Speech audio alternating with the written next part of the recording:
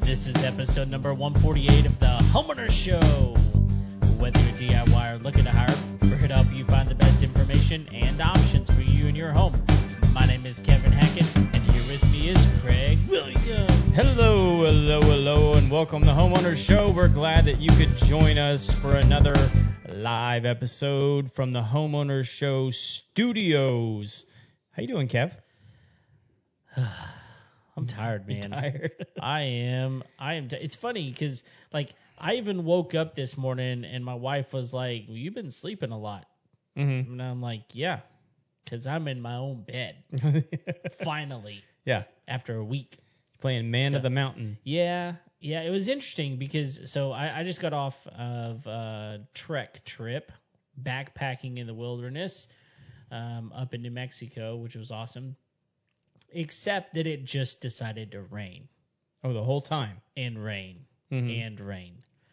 And did you get any fun rashes? No. So that would have been a good story. Okay. But no. I mean, actually, everything was fine. It was just that we got wet.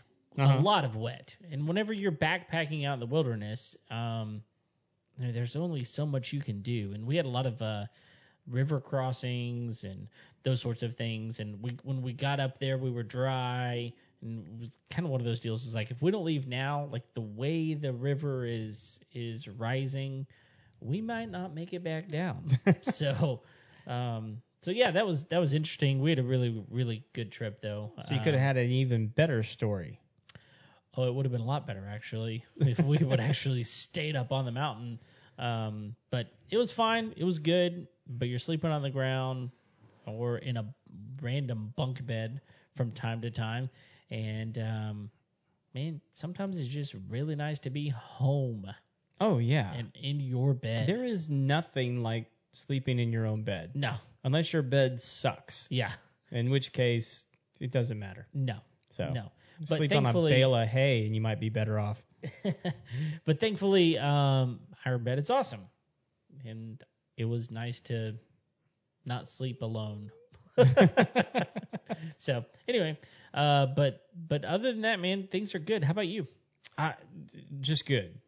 Good. Yeah. I mean, we're fighting through the rain, mm-hmm. and trying to get work done. But it's been kind of a weird, wet summer. Yeah, it has. So I don't know what to do with that. Yeah. So the first summer that I moved here, which was 2017, mm-hmm. It was super wet that summer as well. Oh, really? Yeah. I don't know why I remember that. Maybe because it was the first summer that I was here, but that was also the year that Harvey came. So let's make sure that doesn't happen. Well, yeah. Again. So yeah, and like typically that happens in like September. Yeah. When we start bringing on the hurricane season. I know technically it's hurricane season right now, but technically, we haven't really had. I know there's been some tropical storms and some different things like that, but like we haven't had anything even remotely close to what we had that year. Yeah, I'll put it this way. I think that my sprinklers in my irrigation system at my house have gone off one time this year. One time? Like since May, I think they've gone off one time. That's crazy. Yeah, which is really, really great with the Ratio system. We've talked about it before. It's linked into the weather system, all that kind of stuff. It knows how much rain is coming and how much there has been, and it only waters whenever it needs to. And my grass is so thick that I have to cut it twice, basically, in a week's time. That's crazy. In 1 week. I either have to mow it twice or I'm have to like cut it down and then mow back over it a second time. Yeah. So it's crazy. Which, I mean, like you and I were talking a little bit before the show. Like next week we're going to be reviewing Ryobi's 40-volt system. Right. Because we have that now. Mm-hmm. Part of the reason we got that is I'm not just taking care of my yard. My folks got the lake cabin down the road, so the good son has to go down and mow it every week. Of course.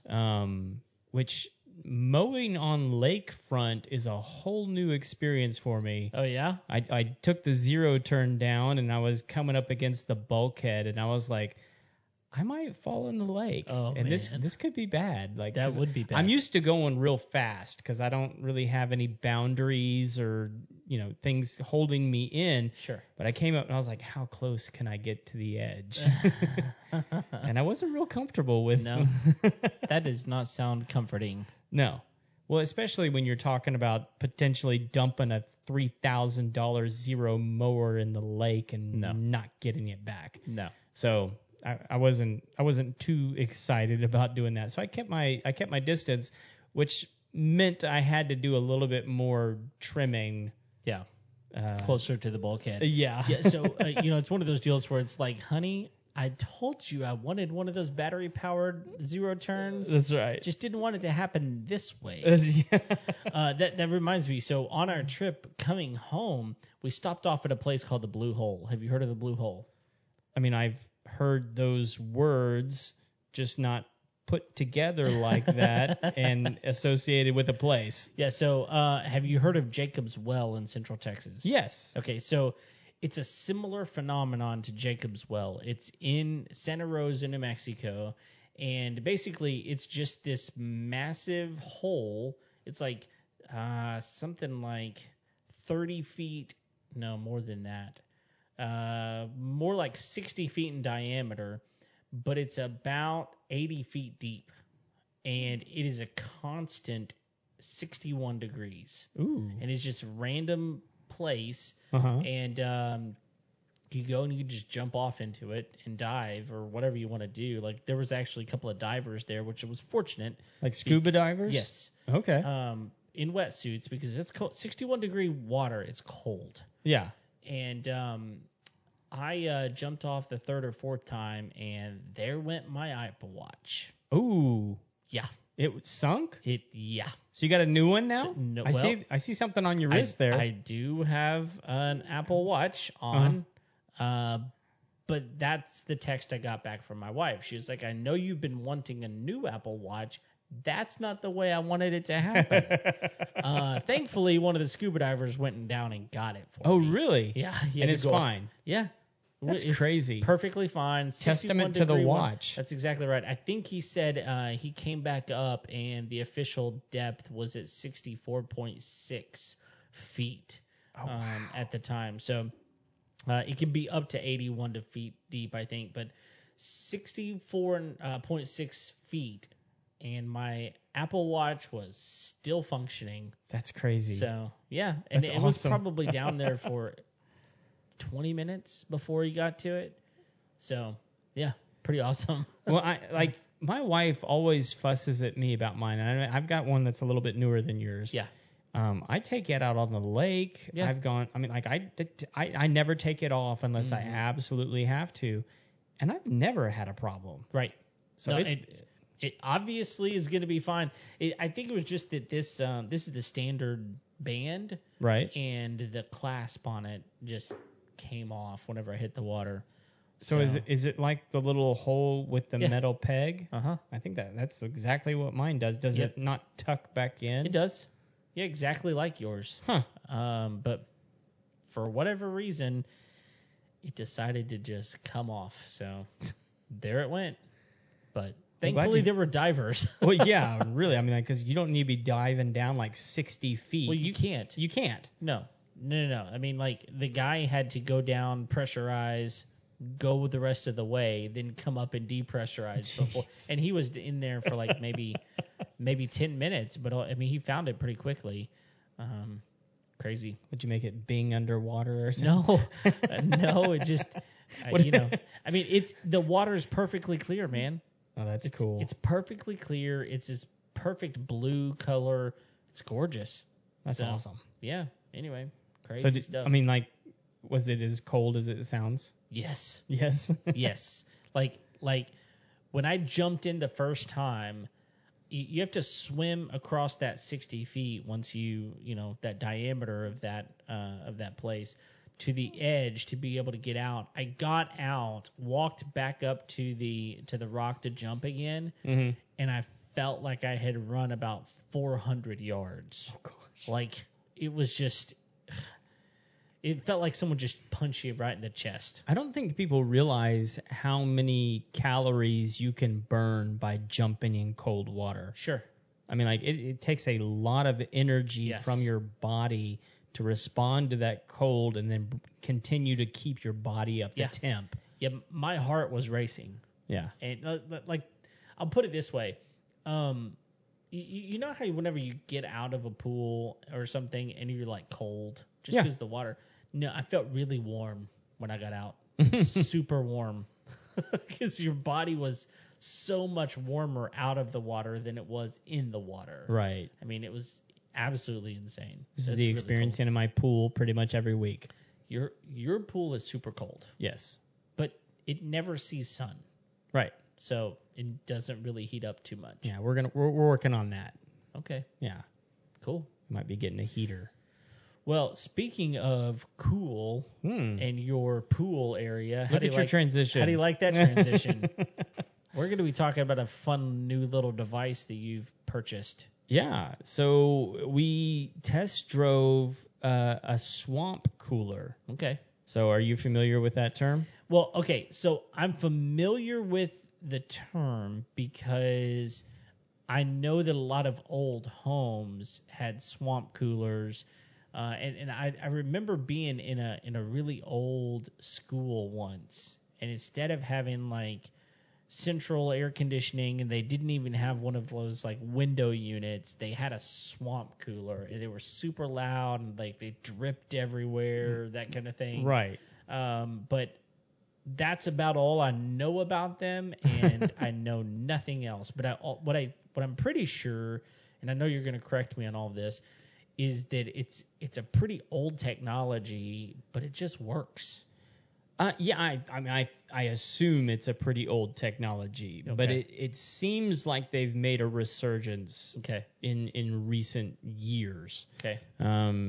Because I don't remember seeing them for sale as much in some of the big box stores as Right. they are now, and it seems like now there's multiple models. Okay. So and different like this one is the Hessaire, and so I actually got the smallest one because like the next we'll get into some of this, but the next step up was significantly more expensive Okay. than the one that I picked up because I wanted to test drive the technology. Okay. I wanted to see if it would actually have any practical application around the property before I invested in a bigger one. Okay. So let's talk about the one you got, Right. so that people are aware of what that size is. Right. So this is the 2-speed portable evaporative cooler from Hessaire. It's a 1300 CFM. Don't ask me what CFM stands for. I'm sure somebody else there knows. But it covers 500 square feet. Yeah. So it should significantly lower the temperature over 500 square feet. And why that's important is because this is an indoor-outdoor unit. Yeah. So real quick, CFM stands for cubic feet per minute. Okay, there you go. That's what that actually means. So it's moving 1,300 cubic feet per minute of air, which is not a small amount. No, and it's not really that big. No. It's the unit itself. I mean, it's probably this like a box fan and a half tall. Yeah. And Yeah, about so, yes. 2 box fans deep. Okay, so yeah, it's the size of a very large dehumidifier. Yeah, Probably. that's probably fair. Okay. Yeah. So and there's not much to it.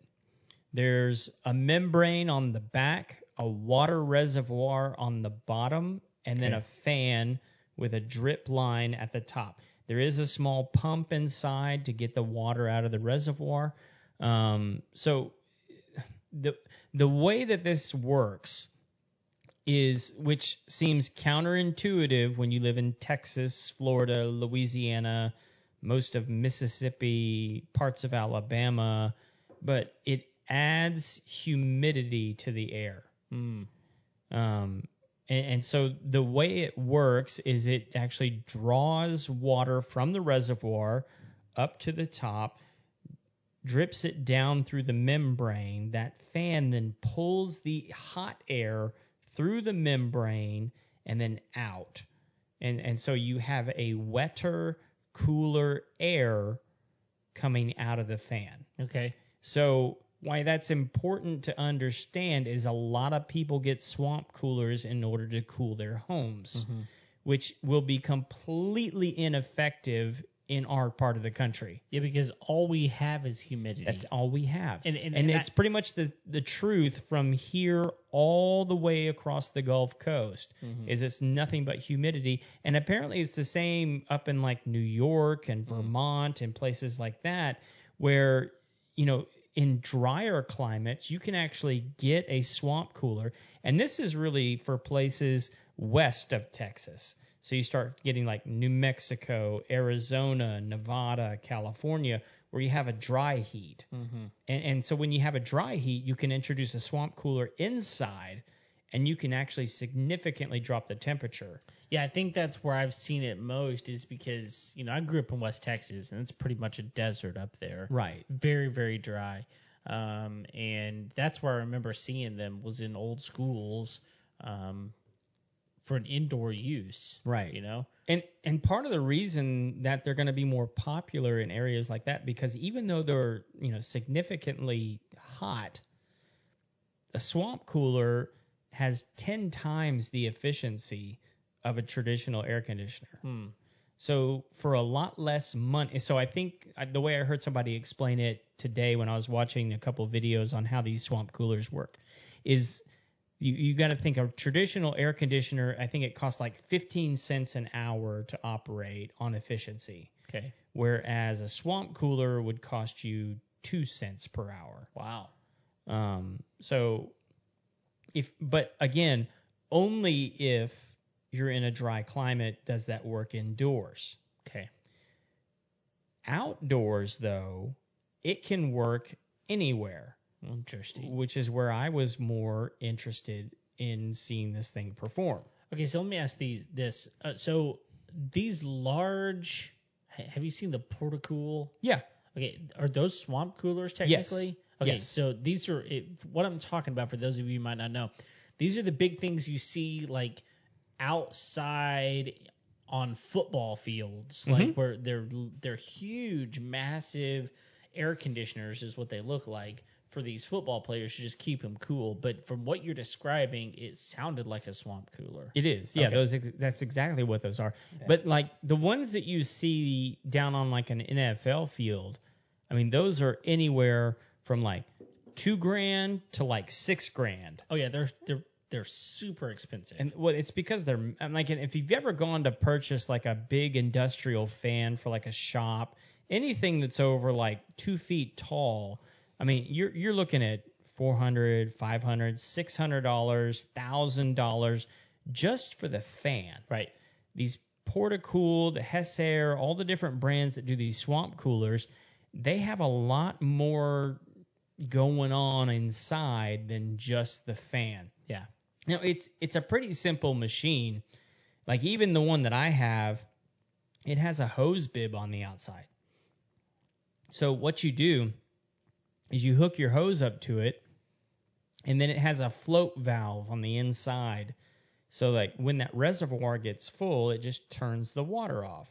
Well, then it continues to pump that water out of the reservoir into the membrane, and as the water goes through the membrane, it then evaporates and then gets pushed through the fan. So that's why you continuously have to put water into it. Otherwise, there's like a little fill tank on the side where you can dump like, you know, if you have like an empty Coke bottle, you could dump 2 liters in there. But it's really better if you just have a hose hooked up to it. That's interesting because it does the exact opposite of what a dehumidifier actually does. Because a dehumidifier, like I've got one in my house that runs all the time. It draws moisture out of the air and fills a reservoir that once it's full, if you don't have it draining somewhere, it just shuts off. Right. It's the same. It's got a float valve. once that water floats that valve up, it just shuts the unit off, because otherwise it would just keep overflowing and flood your house.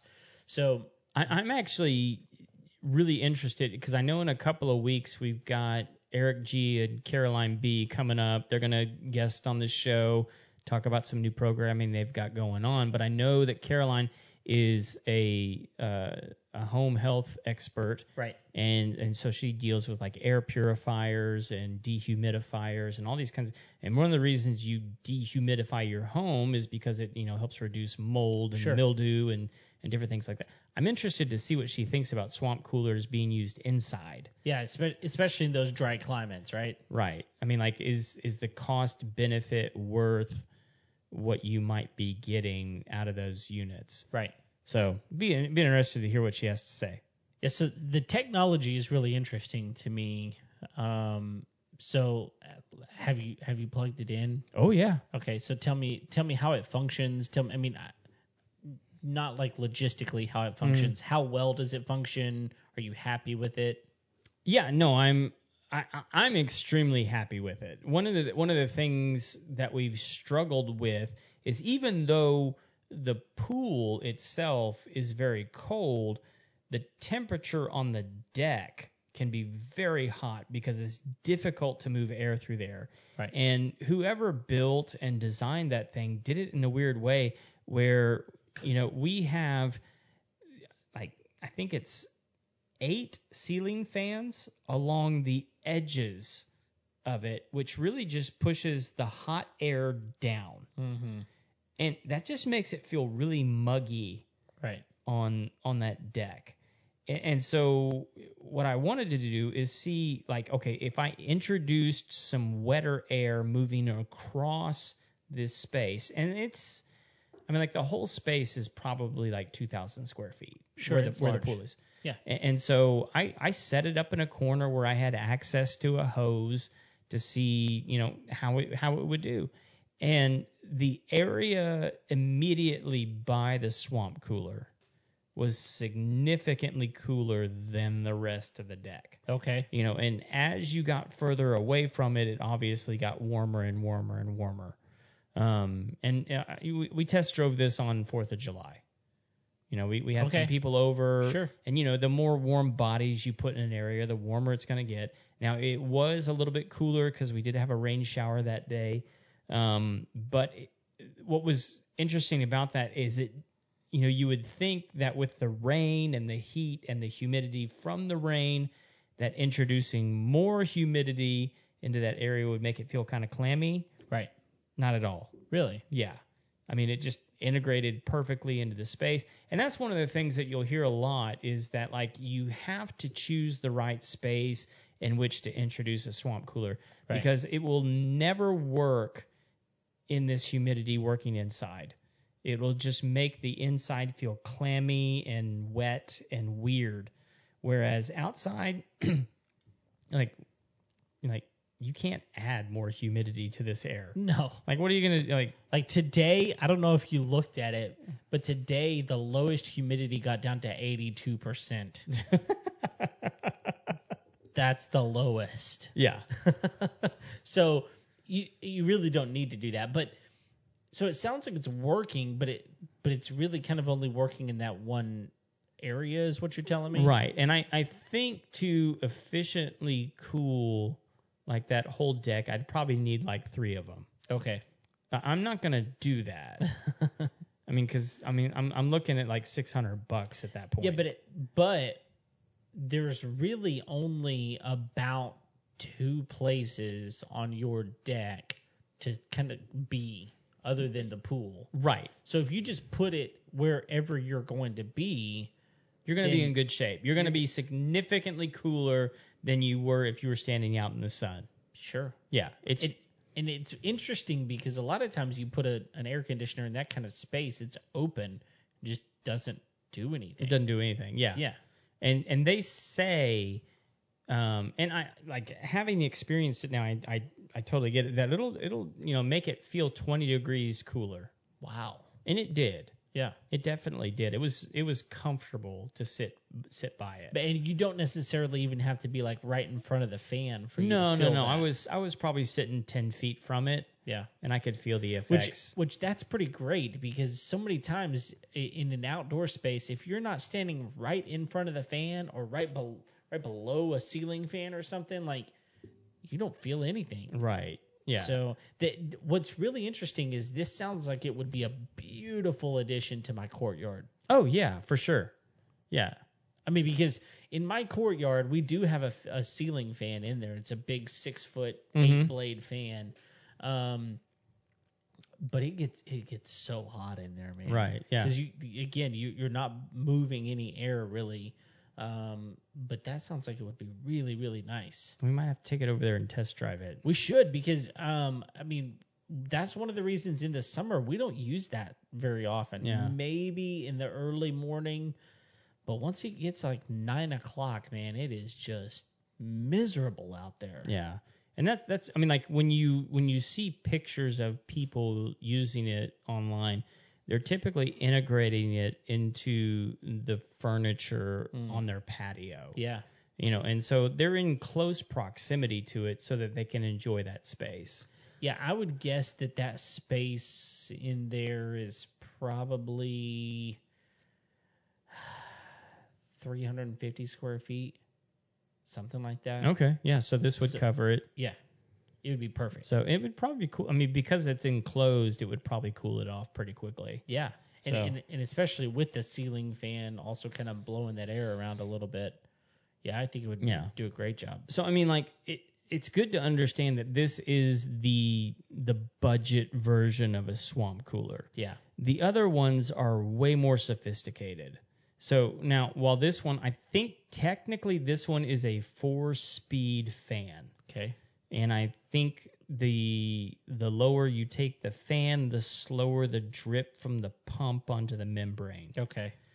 The next step up that I saw from this one is close to $600.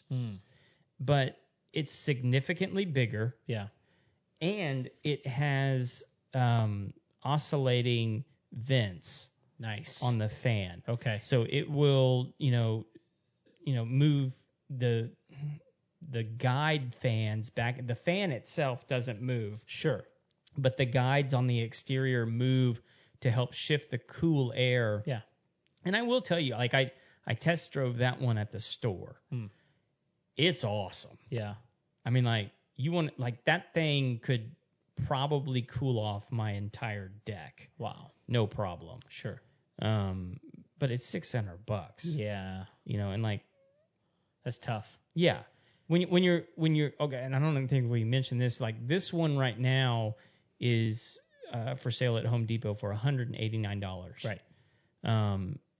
And I think you can pick it up on Amazon for like $176, but you're gonna pay shipping. And everywhere else that I looked for it, it was more expensive. It was closer to $200. Okay. So I mean, like you're gonna save $10 by going to Home Depot. You can get a little bit cheaper on Amazon, but I don't know what the shipping is. It could be on Prime. If you catch it on Prime, that might be worth it. If you don't want it like that day. Sure. When I went to go get this one, I was like, man, it's 4th of July. I want to really enjoy my deck. This thing has a lot of potential. Let me test drive it. We can talk about it on this show. So let's do this thing. Yeah. No, that's cool. I think that that this is one of those things where you go, okay, how can I get cooler outside, and how can I do it in an efficient way? And it sounds to me like it's a really good option. Here's one question I've got: how loud is it? Oh, it's not loud at all. Okay. I think it's actually quieter than most box fans. Really? Yeah. Okay. Like you don't really even notice it. Okay. And we were watching Independence Day out on the deck, so it didn't disturb my alien killing pleasure that evening. That's a great movie. It's a great 4th of July movie. It is. Have you seen the new Bill Pullman ad that they're running now? No. All right, internet. If you haven't seen, and I think it's a Budweiser commercial, it's Bill Pullman reprising his Independence Day speech. Oh man. It's so good. I bet it is. It's really good. We'll have to watch it as soon as we get done recording this. Cool. Well, what else do we need to know about this thing? Really, that's really it. I mean, like, they're real simple machines that if you have a front porch, if you have a back porch, if you have a patio, or just an outdoor area that you have difficulty enjoying because it's hot, Yeah. this is a good solution to help other people enjoy that space with you. Yeah. Because let's be honest, it's difficult to sit in the heat and barbecue or sit on that outdoor patio furniture and have a good conversation while you're drenched in sweat. Yeah. You know, and like nobody likes that. Nobody wants to be that. I don't care how cold the beverage is. It's just not an enjoyable experience. Whereas this, you can integrate into that space, and it doesn't look that bad. Right. We're going to have the links up for the unit itself.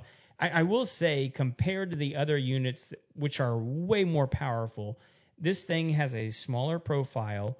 It actually has some design to it. The other ones are just kind of boxy, and this one has some rounded corners. Yeah. It actually looks sort of stylish. Sure.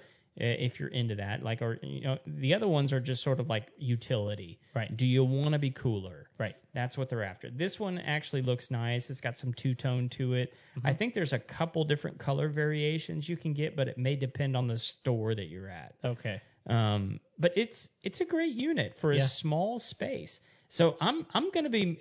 It's got casters on the bottom because when you fill it, it's the reservoir itself. I think holds 5 gallons of water, which for some people is too heavy to just like pick up and carry around. Sure. I think that's like close to 60 pounds of water. Yeah. But anyway, it has casters on it, so if you need to roll it around, you can. Or if you're still having trouble moving it, it's got a drain on the bottom, so you can drain the water out, move it to where you want to be, and then fill it back up with water. Right. But it definitely needs the water in order to work properly. Sure. And that's otherwise why it's just a fan. It's just a fan. Yeah. Well, and it's like it's an encumbered fan at that point because like it's pulling air through that membrane and it's just pulling it through a dry membrane, so you're not getting any benefit from it. Right. So yeah, I mean like that's really it. I mean like I'm gonna be moving it around my property, trying it in some different spaces, seeing how it works. I'm gonna put it on my porch. And I don't think we ever talked. We have a wraparound porch. Right. And like one side I've got a hammock on. I kind of want to put this bad boy over there. Yes. See how my napping improves in the hammock. It couldn't get worse. Couldn't get worse. No. So I already enjoy it even when it's hot. Man, we need to get this over to my house just to try it out in that space because I do think it's an interesting difference than just being in a like completely open air type of place. Right. So yeah. So yeah, if you're interested, check it out. We'll have a link to the spot on Home Depot. We're not making any money off of it, just just for your own edification. That's right. So, any other questions, Kevin? No, I think the sound of it is kind of the biggest deal to me. Like, is it going to interrupt my other conversations? But it sounds like it's not. It definitely is interesting on the price really for under $200 to be able to sit in a space that you can't sit in otherwise. Yeah. I think it's a decent deal. For sure. I mean, I will say when you initially turn it on, you do hear like a trickling of water. Okay. If that doesn't bother you too much, then you should be in good shape. Yeah, just be close to a bathroom. That's right. And you're good. Man, I love it. Looking forward to testing it out myself. So very, very cool. Thank you guys for tuning in this evening. If you were live on Facebook with us, otherwise, thank you for downloading on Tuesdays. We're here each and every Tuesday, even if I am gone out of the state. Craig keeps things moving right along. So if you haven't already, go ahead and subscribe, press that button, click that bell, do all the things. Leave us a rating and review on iTunes. That would be fantastic. We appreciate your loyal listeners out there. And until next time, we'll see you later. See ya.